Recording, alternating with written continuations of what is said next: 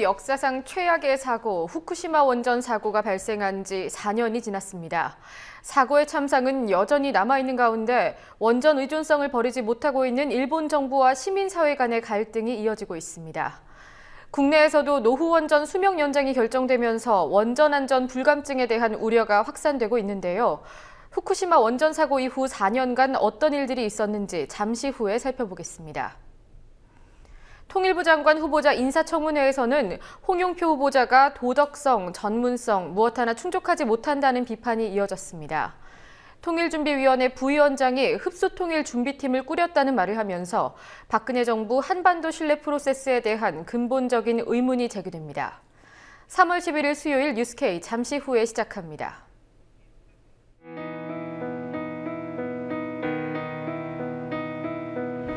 (1960년 4월 19일) 당시 언론은 빨갱이 데모라고 했습니다. 지금 우리는 혁명의 역사로 기억합니다. 1980년 5월 18일 당시 언론은 불순분자의 폭동이라 했습니다. 지금 우리는 독재에 항거한 정의의 역사로 기억합니다. 1987년 6월 10일 당시 언론은 대학생 가두 시위라 했습니다. 지금 우리는 민주주의를 쟁취한 감격의 역사로 기억합니다.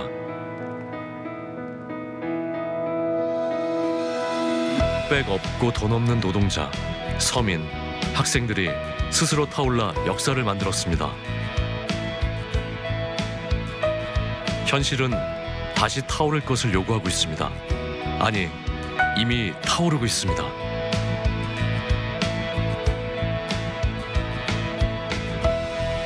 빨갱이를 종북으로, 불순분자를 외부 세력으로, 언론은 말만 바꿨을 뿐 역사를 부정하고 있습니다.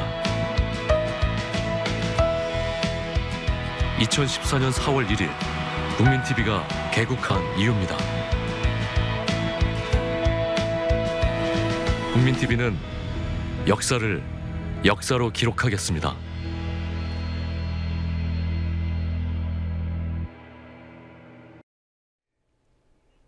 4년 전 오늘 후쿠시마에서 발생한 원전 사고로 2만여 명이 희생됐습니다. 사고의 사후 처리는 아직도 마무리되지 못했습니다. 하지만 아베 신조 총리가 원전 재가동 방침을 굽히지 않으면서 시민들의 반발이 이어지고 있습니다. 최근 월성 1호기 수명 연장 논란이 불거진 국내 역시 오늘 하루 원전 안전성에 대한 문제 제기가 이어졌습니다. 스튜디오에 성지훈 기자 나와 있습니다. 안녕하십니까? 네, 안녕하십니까? 네, 후쿠시마 원전 사고가 난 지 4주기. 우선 이 사고가 어떤 사고였는지부터 간략하게 설명을 해주시죠. 4년 전 오늘 오후 2시에 일본 도호쿠 지방에 진도 9.0의 지진이 일어났습니다. 1시간 후 쓰나미가 후쿠시마 제1 원전을 덮쳤고 원전 제어 시스템이 마비됐습니다. 사고 다음 날에는 원자로가 들어있는 건물에서 수소 폭발이 발생했고 그 다음 날인 3월 13일에는 원자로에 노심이 녹아내리는 멜트다운이 일어났습니다. IAEA는 물론 일본 정부도 원전 사고 최고 레벨인 7등급 사고로 인정한 사고였습니다. 역사상 7레벨 사고는 체르노빌과 후쿠시마 둘뿐이지만 후쿠시마는 여전히 사후 처리가 끝나지 않은 현재 진행형 사고라는 점에서 인류 역사상 최악의 사고로 기록됩니다. 네, 현재는 어떤 상황이죠? 사고 발생 4년이 지난 지금까지도 사고의 피해는 누적되고 있습니다. 지진에 따른 직접 사망자와 실종자 2만여 명과는 별개로 작년 9월 30일까지 3,194명이 지진 관련 사망자 판정을 받았습니다. 일본 정부의 1월 15일 기준 집계에 의하면 후쿠시마 사고 이후 원래 살던 곳을 떠나 일본 각지에서 피난 생활을 하는 난민은 22만 9,897명에 달합니다. 하지만 이들은 고향으로 돌아가고 싶어 하지는 않습니다. 일본 부흥청이 작년 9월부터 10월까지 조사한 결과 후쿠시마 원전 주변 4개 마을 출신의 피난 세대 가운데 고향으로 돌아가고 싶다고 답한 세대는 마을별로 10에서 20% 수준에 그친 것으로 나타났습니다. 일본 정부는 후쿠시마의 방사능 위험이 많이 사라졌다는 입장이지만 이들에게 후쿠시마는 여전히 죽음의 땅입니다. 도쿄전력은 제1원전 배수로에서 지난해 4월 측정을 시작한 이후 비가 올 때마다 평소보다 최고 15배 많은 리터당 1,500베크렐의 방사성 물질이 검출됐다고 밝혔습니다. 원자로 건물 옥상에 고여있는 대량의 방사성 물질이 빗물과 함께 바다로 직접 흘러들고 있는 겁니다. 녹색당 이유진 공동운영위원장에게 후쿠시마 원전 사고 피해 사례를 들어봤습니다. 현재 후쿠시마 현내에는 검은 피라미드라고 해서 방사능에 오염된 토양을 담은 검은 이 비닐봉지가 마치 피라미드처럼 쌓여 있습니다. 그걸 보더라도 후쿠시마로 인한 방사능 오염 사고가 계속되고 있다는 거, 그리고 청소년과 어린이에게서 암이 발생량이 이제 증가하는 등의 건강상의 피해가 계속 심각하게 나타날 것으로 보입니다. 네, 후쿠시마 원전 사고 당시의 총리였던 간 나오토 전 총리는 현재 탈핵 활동을 벌이고 있다고요. 네, 후쿠시마 참사 당시 일본 총리였고 사고 수습 과정에서 사퇴했던 간 나오토 전 총리는 후쿠시마 이후 원전에 의존하는 사회에서 벗어나야 한다는 메시지를 전달하는 일에 주력하고 있습니다. 간 전 총리는 지난해 10월 한국을 방문했을 때도 가급적 원전을 없애는 것이 일본을 위해서도 나아가 세계인들을 위해서도 바람직하다는 내용의 강연회를 열었습니다. 간 전 총리 외에도 일본 정치권엔 탈원전을 주장하는 유력 인사들이 늘어나고 있습니다. 고이즈미 주니치로 전 총리와 호소카와 모리히로 전 총리는 어제 아사히 신문에 3.11을 잊지 않는다. 자연에너지야말로 비약의 힘이라는 그런 제목의 의견 광고를 게재했습니다. 고이즈미 전 총리는 오늘 후쿠시마에서 열린 일본이 걸어갈 길이라는 제목의 강연에서도 원전 제로 일본에 대해 연설했습니다. 네, 오늘이 4주기였으니까 일본 전역에서 많은 행사라던가 행동이 있었을 것 같은데요. 어떤 일들이 있었나요? 네, 일본 시민사회에서도 탈원전에 대한 요구는 계속됩니다. 일본 원전 반대 운동의 상징이 된 도쿄 경제산업성 청사 앞 탈원전 텐트 농성은 3년이 넘도록 이어지고 있습니다. 후쿠시마 4주기를 맞아 도쿄에선 2만 명이 넘는 시민들이 모인 탈핵 집회가 열렸고 전국 각지에서도 크고 작은 규모의 집회가 열렸습니다. 탈원전 정책을 지지하는 일본 사회의 요구에 일본은 현재 단 한 기의 원전도 가동하지 않은 채 태양광 등 신재생 에너지 발전소를 신축하며 전력 수급을 원활히 이루고 있습니다. 하지만 아베 신조 현 총리의 아베노믹스는 원전 재가동을 추진하고 있어 일본 시민사회는 물론 주변국들의 우려를 사고 있습니다. 연내 규수전력의 센다이 원전 1, 2호기, 간사이 전력의 다카하마 원전 3, 4호기 등에서 원전이 재가동될 것으로 보입니다. 네, 최근 한국에서도 원전에 대한 논란이 계속되고 있습니다. 월성원전 1호기 수명 연장이 결정되면서 논란이 커지고 있는데요. 월성 1호기는 어떤 문제를 갖고 있습니까? 네, 우리나라도 방사능에서 안전한 나라는 아닙니다. 당장 노후 원전인 월성 1호기의 재가동이 원자력 안전위원회에 의해 승인됐습니다. 운전검사와 원자로 재가동 승인을 거친 뒤 이르면 오는 4월께 다시 전기를 생산하고 공급하게 됩니다. 이번 원안위의 재가동 승인은 부적격 안전위원 논란과 부실한 심사 과정 그리고 표결 강행 등 잡음이 끊이지 않았습니다. 월성 1호기의 안전성에 대한 우려가 적지 않기 때문입니다. 월성 1호기는 1982년 가동을 시작한 이후 2012년 멈출 때까지 모두 52차례의 가동 정지 사고가 났고 최근에는 방사성 물질인 삼중수소 농도가 다른 원전 지역에 비해 많게는 수백 배 더 높다는 그런 조사 결과까지 나왔습니다. 지난 2009년에는 폐연료봉 낙하에 따른 방사능 누출 사고가 있었지만 이 사실이 알려진 것은 지난해로 은폐 의혹을 받았습니다. 더 큰 문제는 이번 월성 1호기 재가동 결정이 고리 1호기 등 줄줄이 이어질 다른 노후 원전들의 재가동 심의의 기준이 될 것이라는 점입니다. 네, 또 문제는 월성원전 1호기 주변 30km에 울산, 포항, 경주 시민 133만여 명이 살고 있다. 이거 아닌가요? 그렇습니다. 현재 우리나라의 원전 현황을 화면으로 살펴보겠습니다. 예, 보겠습니다. 현재 우리나라에서 가동 중인 원전은 모두 24기입니다. 이 중 앞으로 10여 년 내에 설계 수명이 만료되는 원전은 고리 1호기를 비롯해 2호기, 3호기, 4호기 등 월성 1호기를 빼고 모두 5기에 달합니다. 이 중 고리 1호기는 이미 한 차례 재가동 승인을 받아 수명을 연장한 원자로입니다. 한수원은 올해 다시 한번 고리 1호기의 수명 연장을 신청할 계획입니다. 이들 노후 원전들은 대부분 아직 안전검증에 최신 기술이 적용되지 않았습니다. 네. 하지만 월성 1호기와 같은 기준으로 수명 연장 심사를 한다면 수명 연장이 결정될 가능성이 매우 높습니다. 찬핵 인사로 분류되는 서울대 원자핵공학과의 서균열 교수도 최신 기술이 적용되지 않은 원전의 위험성을 강조했습니다. 가장 중요한 것은 노후 원전이라는 게 문제가 아니고 기준이 오래돼 있다는 게 문제입니다. 아무리 노후 원전이면 기준을 맞추면은 새 원전처럼 갈 수가 있어요. 그렇지만 월성 1호기 또는 고리 1호기는 아직은 안전 기준을 맞추지 않았다고 봅니다. 네, 원전 안전 예방도 물론 당연히 중요하고요. 그런데 문제가 발생했을 때를 대비한 그 사고 대비 대책도 굉장히 미비하다고 합니다. 네, 우리나라는 원전 주변에 대도시가 자리 잡고 있어 사고가 나면 그 피해 규모가 특히 더 커질 수밖에 없습니다. 원전 안전성에 더욱 엄격한 기준이 필요한 이유입니다. 이번에 수명 연장이 결정된 월성 1호기 인근엔 인구 28만의 경주시가 있고 고리 원전 주변의 부산에는 350만이 넘는 사람이 살고 있습니다. 고리 원전과 부산, 월성 원전과 경주 모두 30km도 채 되지 않는 거리를 두고 있습니다. 영광과 고창의 경계상에 위치한 한빛 원전의 경우엔 인근 고창군 상하면에서 채 1km에서 2km도 떨어지지 않은 곳에 6개의 원전이 있습니다. 네, 지역 주민들을 보호하려면 비상계획구역이라는 걸 현실에 맞게 확대 개편해야 한다는 지적이 있더군요. 무슨 말입니까? 네, 그렇습니다. 김재남 정의당 의원은 오늘 오전 국회에서 기자회견을 열고 현행 방사선 비상계획구역 범위를 확대해 현실화해야 한다고 주장했습니다. 한 의원은 부산의 고리 원전과 관련해 비상계획구역을 20km로 최소화하려고 있습니다. 고리 원전의 비상계획구역이 20km로 확정될 경우 부산과 울산의 대다수 시민들은 비상계획구역에 포함되지 않아 사고 발생 시 안전을 확보하기 어렵습니다. 김재남 의원의 말을 직접 들어보시겠습니다. 부산 고리 지금 1호기 낡은 노후된 핵발전소에서 사고가 났으면 만약에 방사능 방제 대책 계획을 현행 8km, 10km 또 확장해서 지금 부산시장이나 또는 한수원 사업자가 20km 정도로 설정하겠다고 하는 것으로 국한한다면 사실 사고가 났을 때 부산에 실제 거주하고 계신 부산시청 주변 주민, 부산 도심에 사시는 주민들, 일산, 울산 지역 주민들을 아무런 대책도 없이 속수무책으로 그 방사능 오염과 방사능 공포에 아수라장이 될 수 있습니다. 네, 오늘 국내 곳곳에서 원전 폐쇄를 주장하는 움직임들이 좀 있었다고 하죠. 네, 오늘 후쿠시마 사고 4주기를 맞이해 월성 1호기의 가동 중단을 요구하는 기자회견이 전국에서 동시에 열렸습니다. 서울에선 프레스센터에 정의당, 녹색당, 노동당 등 정당 관계자들과 탈핵 시민운동단체 인사 50여 명이 모여 월성 1호기의 가동 중단을 촉구하는 선언문을 발표했습니다.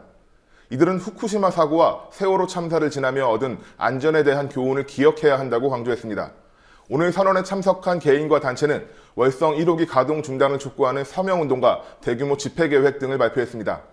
또 산업통상자원부 등 원전 정책을 담당하는 정부 부처와 국회를 압박하는 정치 활동을 해나가겠다는 계획도 밝혔습니다. 네, 후쿠시마 사주기 추모 행진도 있었다고 하던데요. 네, 오늘 오후에는 후쿠시마 4주기를 추모하는 추모 행진도 열렸습니다. 추모 행진에는 후쿠시마 출신으로 후쿠시마 사고 이후 지금까지 후쿠시마 사고의 피해를 알리는 활동을 해온 나가시마 카에데 씨도 참석했습니다. 탈핵 활동가들은 월성 1호기 등 현재 문제가 되고 있는 노후 원전뿐 아니라 모든 원전의 안전에 대해 다시 의구심을 가질 필요가 있다고 촉구했습니다. 원전을 중심으로 짜여진 현재의 에너지 정책을 다시 수립해야 한다는 지적입니다. 후쿠시마 사고 이후에 핵발전소, 안전한 핵발전소 없다는 게 판명이 났습니다. 그런 상황에서 한국은 24개 핵발전소가 있고요. 그리고 박근혜 정부는 앞으로도 15개 이상을 짓겠다고 합니다. 이렇게 후쿠시마의 경고를 받아들이지 않는 나라는 세계 어디에도 없습니다. 지금이라도 당장 핵발전소를 중지해야 됩니다. 그렇게 하기 위해서는 당장은 노후된 원전 문 닫아야 되고요. 그리고 신규로 짓는 거 있을 수 없는 일입니다. 그리고 가동 중인 핵발전소라도 문제가 있다라면은 문을 닫는 정치적 결정을 해야 됩니다. 사고가 난 다음에 후회해서는 아무도 책임질 수가 없습니다. 예, 여기까지 듣겠습니다. 성준 기자 수고하셨습니다. 네, 감사합니다. 300여 개 시민사회단체들이 공적연금 강화를 위한 공동행동에 나섭니다. 노인 빈곤율과 소득 불평등이 심각한 한국인데 정부 여당이 공적연금을 강화하기는커녕 국가의 책임을 축소하려 한다는 것이 이들의 주장입니다. 공적연금 강화 국민행동의 발족식 현장을 강신혜 기자가 다녀왔습니다. 국민의 노후는 국가 책임으로 기초연금, 국민연금 등 공적연금 강화를 목표로 민주노총과 참여연대 등 300여 개 단체가 참여한 공적연금 강화 국민행동이 발족했습니다. 국민행동은 오늘 기자회견을 열고 노후의 존엄과 권리, 소득 보장을 위해 앞으로 공적연금 강화운동을 벌이겠다고 밝혔습니다. 우리나라 노인 빈곤율과 자살률은 경제협력개발기구 OECD 국가 중 1위입니다. 그럼에도 불구하고 국민이 믿고 의지해야 할 공적연금이 너무나 취약한 실정이라는 비판이 나오고 있습니다. 이 비판은 공적연금 축소를 추진하는 등 공적연금에 대한 불신을 심화시켜온 정부와 새누리당을 향하고 있습니다. 박근혜 대통령은 정부 출범 7개월 만에 모든 노인에게 매월 20만 원을 지급하겠다던 자신의 대표적인 대선 공약, 기초연금 공약을 파기했습니다. 또 정부는 지난해 8월 사적연금 활성화 대책을 내놓았습니다. 국민연금, 공무원연금 등 공적연금에 들이는 정부 재정을 줄이고 퇴직연금 등 사적연금 시장을 확대해 개인이 스스로 노후를 준비하라는 취지였습니다. 그 다음 달인 9월에는 새누리당의 의뢰로 한국연금학회가 공무원 연금 개편안을 꺼내들었고 새누리당은 오늘 5월까지 국회에서 통과시킨다는 방침입니다. 국민행동은 공무원 연금 개혁을 재정 고갈, 세금 폭탄 등 자극적이고 악의적인 선동으로 사회적 갈등을 조장하고 국가 책임을 축소하려 하고 있다고 말했습니다. 공적연금 강화 국민행동은 발족식에서 노후소득 보장을 위한 공적연금을 강화하고 국민연금의 보장성 강화와 사각지대를 해소하는 방향을 적극적으로 모색하겠다고 밝혔습니다. 퇴직 후에도 20, 30년 이상의 노후 시기를 보내야 한다. 과연 우리 사회가 이러한 변화에 제대로 된 준비가 되어 있는가? 현실은 아무나 다 못해 절망적이다. 국민TV 뉴스 강신혜입니다.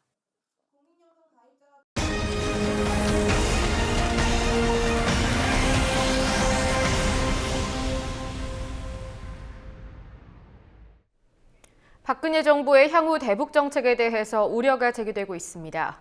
통일부 장관 후보자로 인사청문회에 출석한 홍용표 후보자, 위장 전입이나 세금 탈루 등의 단골 문제는 물론이고요. 통일부 수장으로서의 전문성 부족이 질타받았습니다. 정종욱 통일준비위원회 부위원장은 공식적인 자리에서 흡수 통일을 언급했습니다. 청와대가 급히 진화에 나섰지만 논란은 쉽게 사그라들지 않을 것으로 보입니다. 스튜디오에 김종은 기자 나와 있습니다. 안녕하십니까? 네, 먼저 홍용표 후보자의 인사청문회 현장 어떤 것들이 논란이 됐는지부터 살펴보죠. 네, 예상대로 홍용표 통일부 장관 후보자의 도덕성과 자질을 놓고 논란이 일었습니다. 야당은 특히 학자로서 경력을 쌓아온 홍 후보자가 자기 논문을 표절한 것이 큰 문제라고 지적했습니다. 그러나 홍 후보자는 논문의 중복 게재는 본인 의사와 상관없이 관련 기관이 한 것이라고 변명했습니다. 관련 발언 직접 들어보시겠습니다.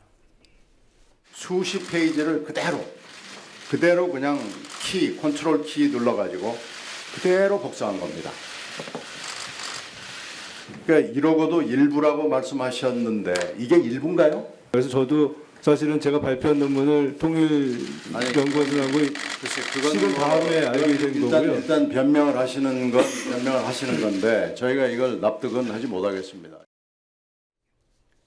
네, 홍용표 후보자의 초고속 승진을 두고도 통일부를 제대로 이끌 수 있겠냐며 여야 의원들로부터 자질 시비도 있었습니다. 이건 아니다.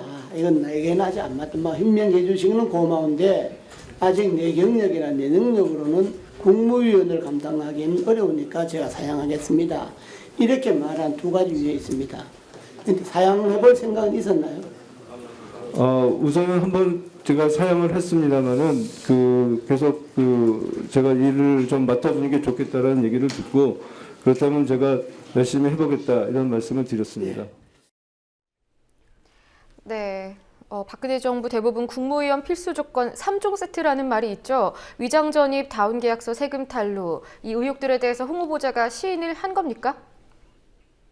네, 그렇습니다. 홍 후보자는 인사청문회 전부터 논란이 된 위장 전입, 다운 계약서, 세금 탈루 등에선 죄송하다며 대부분의 잘못을 인정했습니다.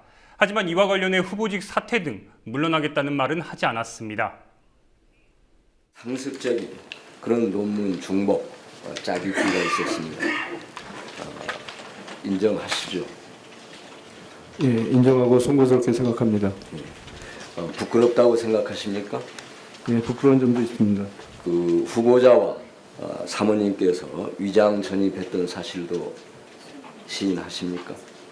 인정하고 죄송스럽게 생각하고 있습니다. 네, 5.24 조치 해지, 한반도 사드 도입 등 남북 관계 개선에 대한 질문에 홍 후보자는 국민 정서를 고려해 조치한다는 원론적인 답을 했습니다. 그러나 여야 의원들이 따져 묻자 개인 의견을 전제로 5.24 조치 해지 찬성과 한반도 사드 배치 반대의 입장을 밝혔습니다. 한편 새누리당 의원들은 계파의 구분 없이 경직된 현 정부의 대북 접근법을 지적하면서 대북 특사, 비선 접촉 등의 경로를 활용해 남북 관계의 돌파구를 마련해야 한다고 촉구했습니다. 네, 그리고요. 정종욱 통일준비위원회 부위원장이 공식적인 자리에서 흡수통일준비팀을 가동하고 있다. 이런 발언을 해서 후폭풍이 상당하지 않습니까? 네, 그렇습니다.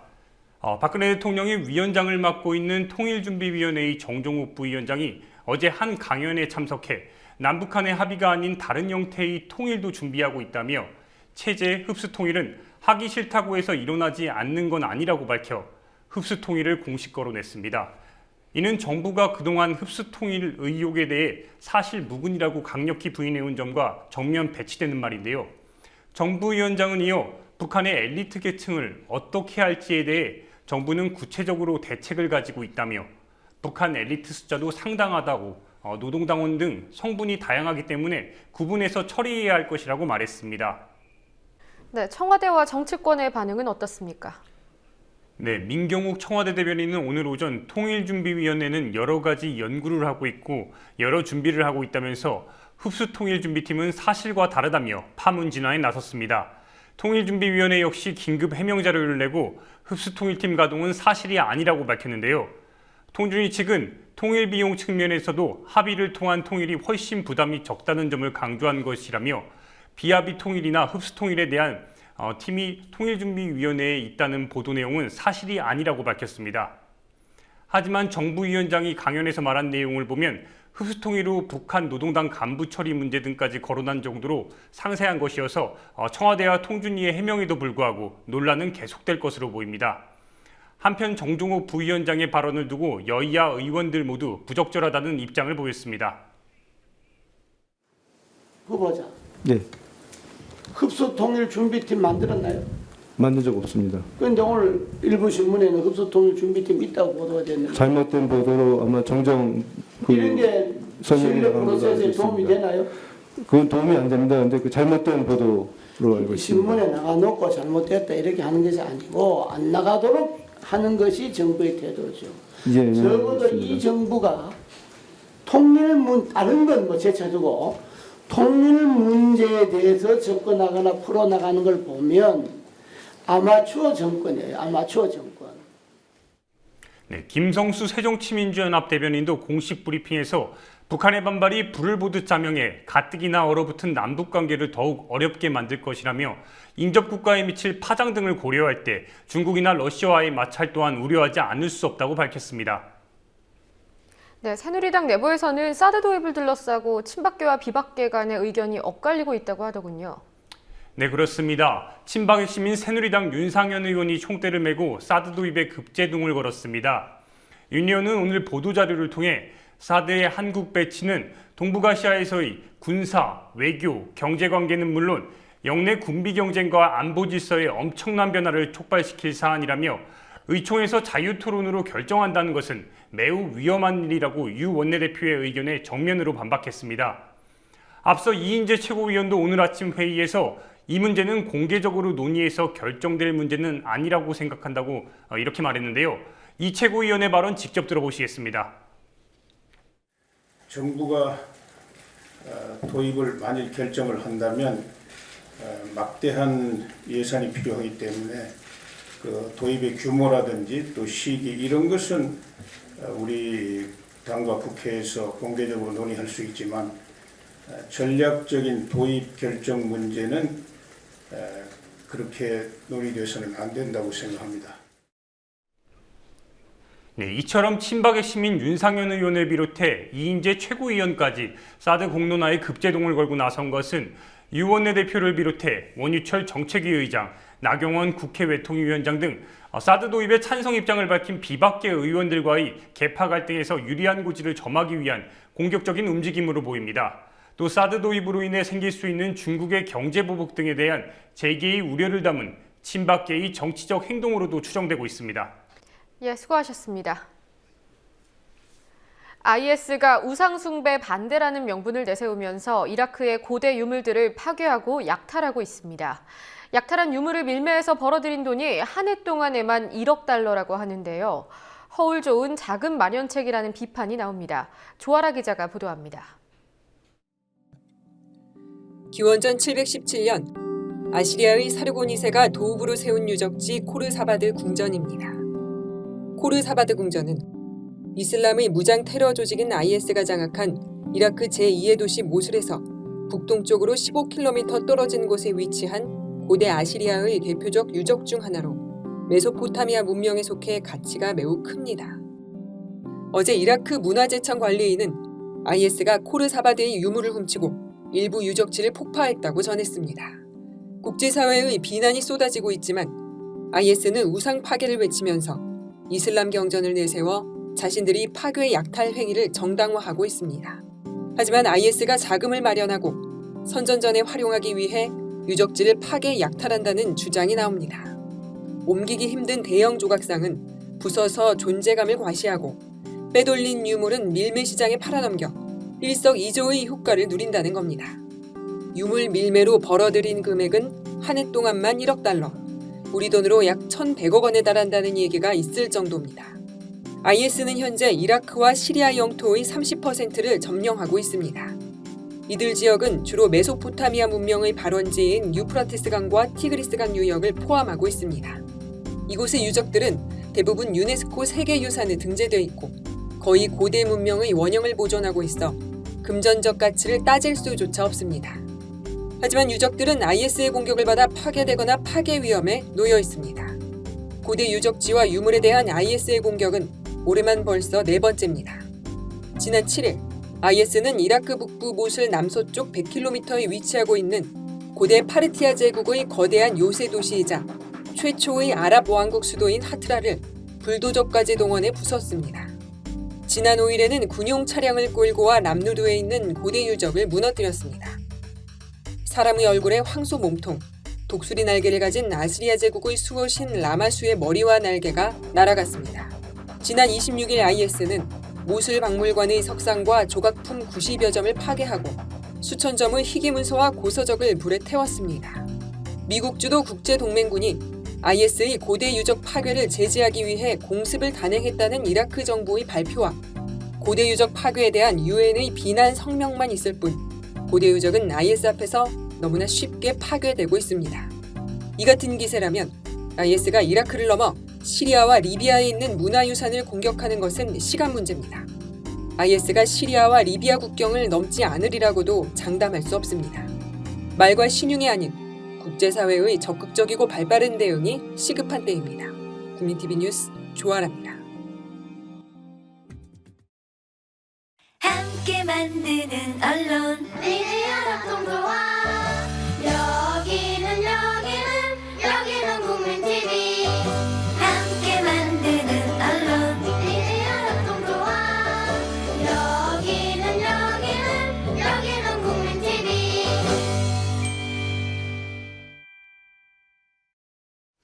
프로야구 롯데 자이언츠 구단의 CCTV 선수 사찰 논란, 지난해 뉴스K에서도 보도했는데요. 국가인권위원회가 오늘 이 사안에 대한 재발 방지 대책 수립을 권고했습니다.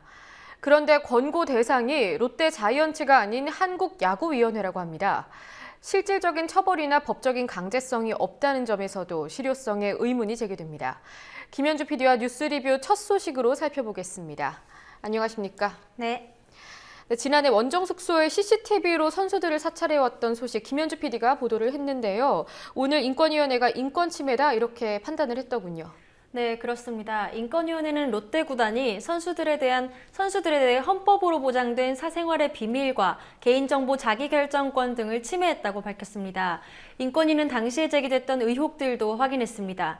지난해 4월 초부터 6월 초까지 선수들의 원정 숙소 출입 상황이 구단 측에 보고됐고 이것이 당시 롯데 구단 최하진 대표이사의 지시를 받아 이뤄진 일이라는 겁니다. 네, 최하진 대표는 문제가 제기된 지난해 11월에 사퇴했는데요. 당시 정의당 심상정 의원이 CCTV 사찰 증거 문건들을 공개했었습니다. 원정 숙소 검토 내용이라는 문건에는 최하진 대표가 각 숙소 관계자들을 만나서 호텔 내 CCTV 위치와 새벽 1시부터 오전 7시까지 녹화 자료를 전달할 수 있는지 여부를 확인했다는 내용이 있었고요. 원전 안전대장이라는 문건에는 실제로 선수들이 원정 숙소에 묵으면서 언제 외출하고 귀가했는지 빼곡히 적혀 있었습니다. 인권위원회는 KBO 한국야구위원회 총재에게 재발 방지를 위한 대책 마련이 필요하다는 의견 표명을 하기로 했다고 밝혔습니다. 네, 롯데 자이언츠 측에 대해서는 특별히 언급한 게 없습니까? 네, 그렇습니다. 롯데 구단이 인권 침해를 했다면서도 롯데 구단에 대한 직접적인 권고는 없었습니다. 그 원인에 대해서는 주목할 만한 지적이 있었습니다. 어제 스포츠 동아가 인권위 권고문 골자를 입수했다며 보도한 내용 중에 정의당 관계자의 이런 말이 있었습니다. 원래는 행정자치부 장관이 롯데야구단의 개인정보보호법 위반 사실에 대해 고발하라는 인권위의 정책 권고가 있었는데 미리 입수한 발표문에는 이게 빠져 있었다는 발언입니다. 실제로 오늘 발표문에도 롯데 측의 행위는 개인정보보호법을 위반한 것이라고 적혀 있지만 법 위반에 대해서 어떤 조치를 취하라는 내용은 어디에도 없었습니다. 사실 롯데자이언츠는 사기업이라서 인권위의 조사 대상은 아닙니다. 인권위 직권으로 조사를 진행한 경우인데요. 조사는 잘 했으나 인권 침해를 한 롯데 측에 대한 직접 권고 조치가 없는 것은 아쉬운 대목입니다. 일단 롯데 측은 성명서를 내고 다시 한번 사과를 했습니다. 네, 그리고 오늘 수원대 교수협의회가 인권위에 낸 진정 결과도 발표됐다고 하던데요. 어떻게 나왔습니까? 역시 인권 침해라는 결정이 나왔습니다. 수원대 교수협의회가 인권위에 진정을 냈던 이유는 지난 2013년 4월 수원대 측이 교수들에게 교수협의회 활동을 반대한다는 성명서에 서명을 하라고 강요했기 때문입니다.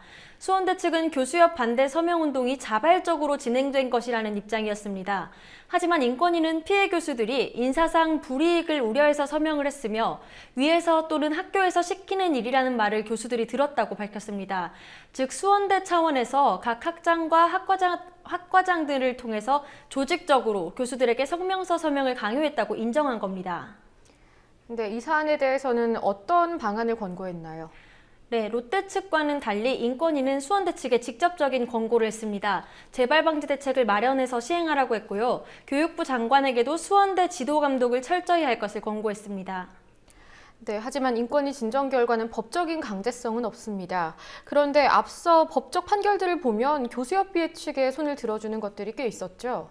네, 그렇습니다. 수원대 이인수 총장과 학교 내부의 비리를 폭로했다가 부당 해고를 당한 교수가 6명인데요.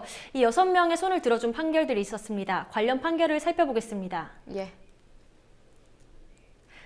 일단 지난해 11월 서울행정법원이 배재흠, 이상훈, 이재익 교수에 대한 파면을 취소하라는 판결을 내렸습니다. 그리고 12월에도 행정법원이 장경욱, 손병돈 교수에 대한 수원대 측의 재임용 거부는 부당하다고 판결했습니다. 앞서 설명했던 두 재판은 교육부 교원소청심사위원회가 교수들에 대한 파면 처분을 취소하자 수원대 측이 소송을 걸어 진행된 겁니다. 올 1월에는 서울중앙지법 민사법원이 이원영, 이재익 교수가 낸 부당해고 무효 확인 소송에서 수원대의 파면은 무효라는 판결을 내놨습니다. 어쨌든 1심에서는 교수협의회 교수들이 다 이겼습니다마는 지난해 11월과 12월 행정법원이 내린 판결에는 이미 수원대 측이 항소를 제기했고요. 이원영, 이재익 교수에 대한 1월 판결에도 수원대 측은 항소 움직임을 보이고 있습니다.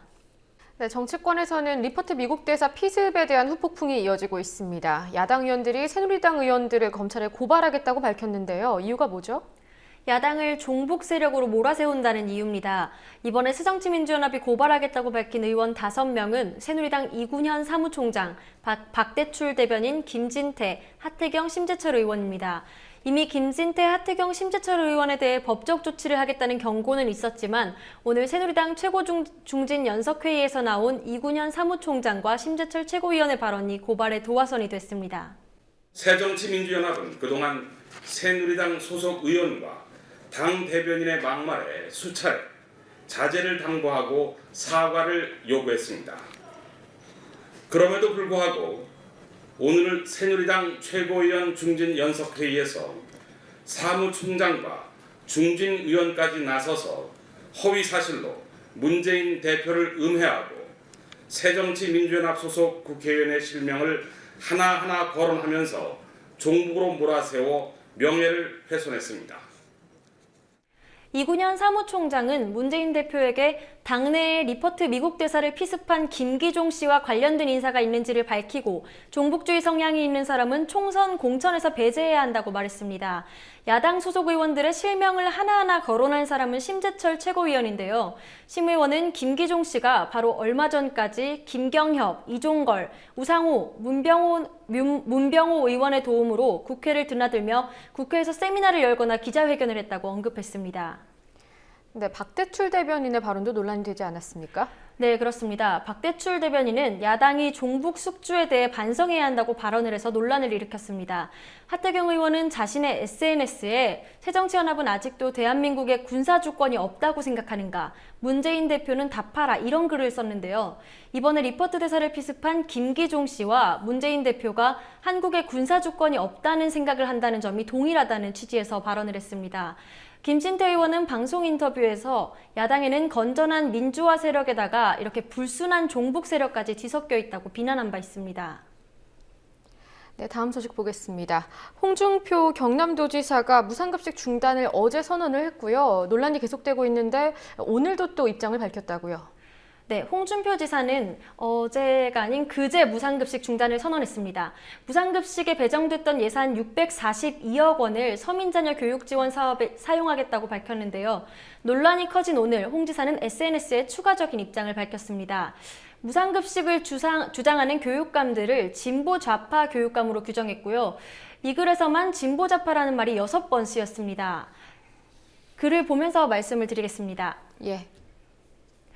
자신이 내놓은 서민 자녀 교육비 지원 사업이야말로 서민 계층을 적극적으로 도와주는 건데 진보 좌파 교육감들이 왜 반대하는지 모르겠다는 취지의 글을 썼고요.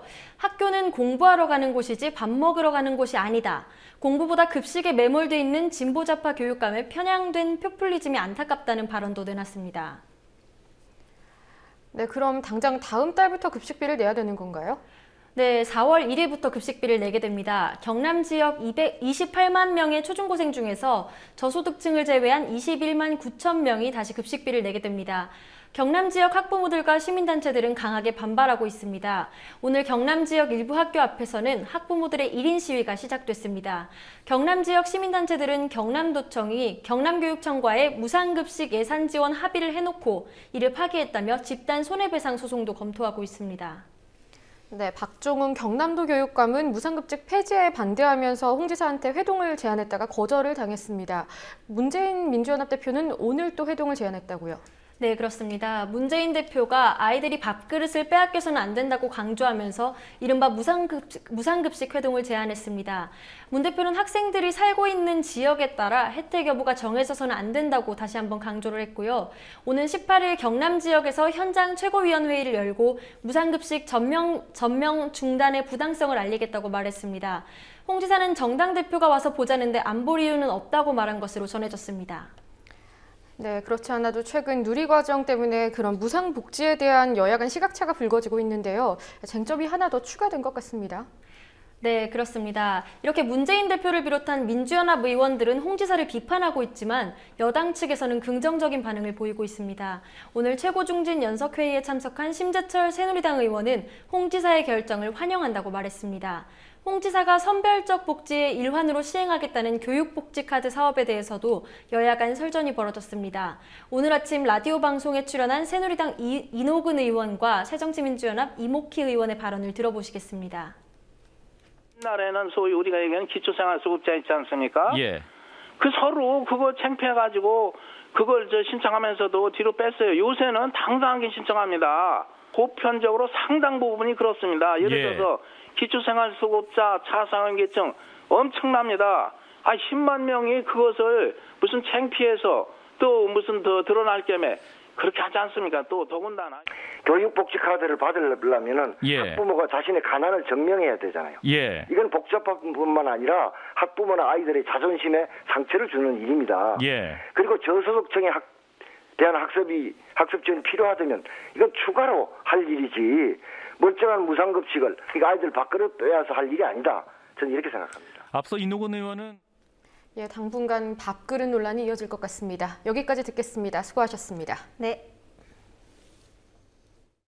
En séance cet après-midi, je suis encore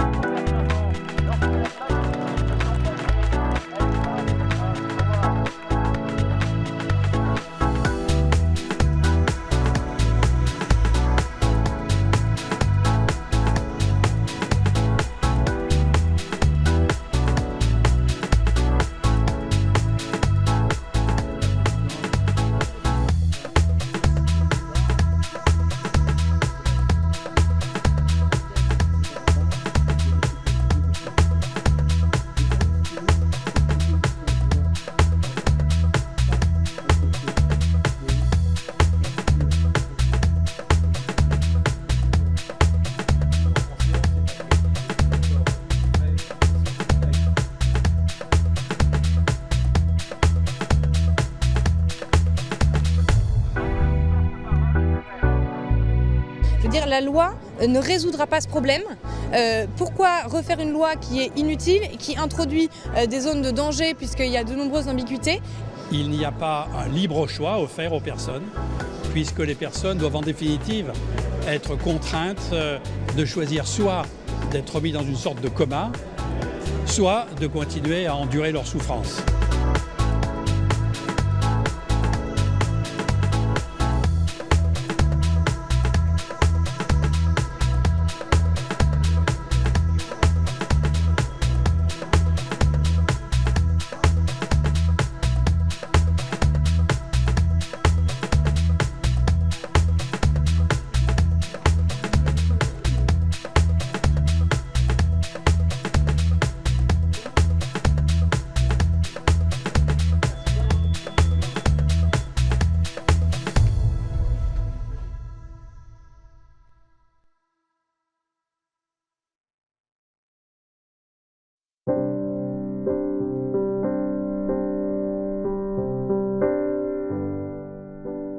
이심전심이라고 말없이도 통하는 각별한 경지가 없지는 않겠지만 그건 특별한 경우지요.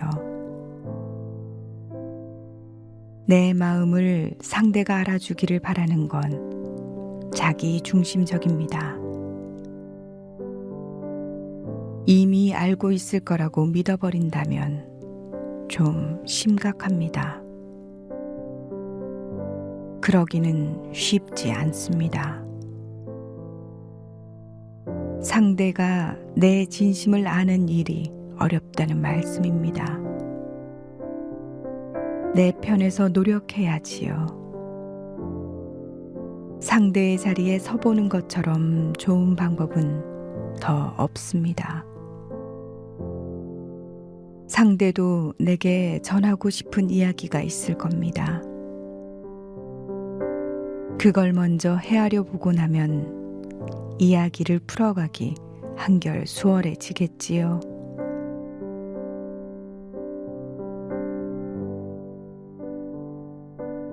생각만 하고 있을 게 아니라 말을 건네야지요. 너무 늦지 않게. 꽃하고도 대화를 하고 짐승들과도 이야기 나누면서 정작 사람들과는 대화가 어렵다고 느끼는 이들 많지요.